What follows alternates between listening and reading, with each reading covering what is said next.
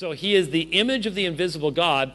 And then one of Jehovah's Witnesses' favorite phrases in all the Bible.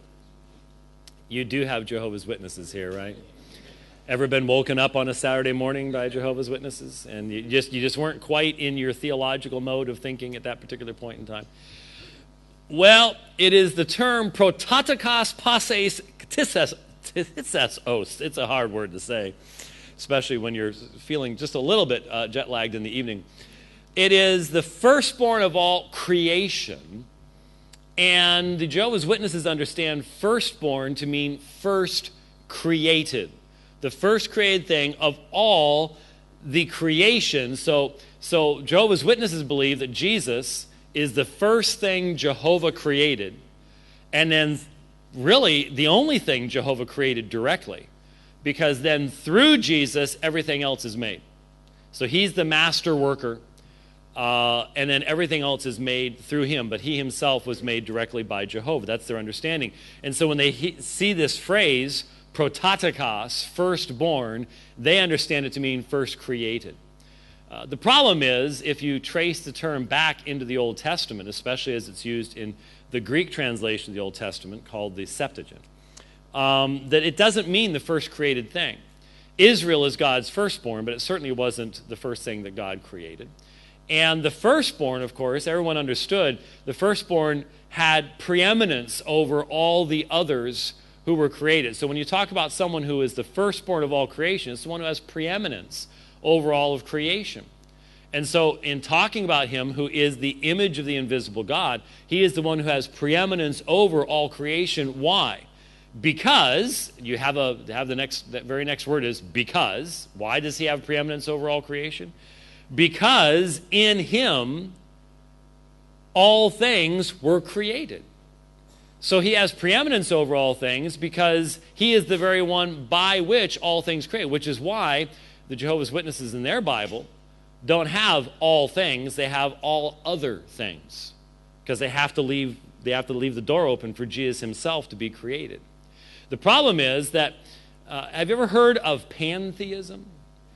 There are different words in the Greek language for all, and they have very subtle shades of meaning to them.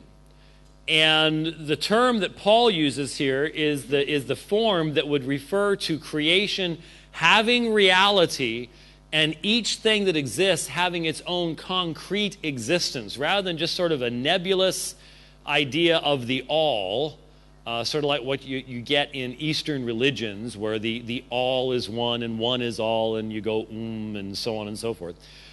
This is a very concrete idea of taking all things, but all things actually have real existence. And the reason that he has preeminence over all things is because in him all things were created, or literally the in him would be by him. He is the one who actively is involved in bringing all things into existence, because by him were all things created. Now, what all things do we have in view here? Well, Paul gets rather exhaustive in his language here. He refers to the things which are in the heavens and the things upon the earth. Well, heaven and earth, that's pretty much a description of the entire physical creation from mankind's viewpoint. The visible and invisible. So that's a fairly wide swath of things right there. Whether thrones or lordships or rulers or authorities. And so these are terms, and a lot of the commentaries will go into all sorts of very dreadfully deep detail as to how these terms have been used. But basically it is making sure you understand that any type of spiritual authorities, any type of governmental authority, anything along those lines are subject to this one who is the preeminent one. And all things have come into existence through him. So, the beginning end of verse 16, all things through him. So before we had in him, now we have through him, and for him were created. Now that starts to, it'd be one thing for you to be talking about Jesus as a master worker and talk about in him and through him, but for him all things were made. So he was made for himself? No, that wouldn't make any sense. There's only one for whom all things are made, and that is the Creator himself.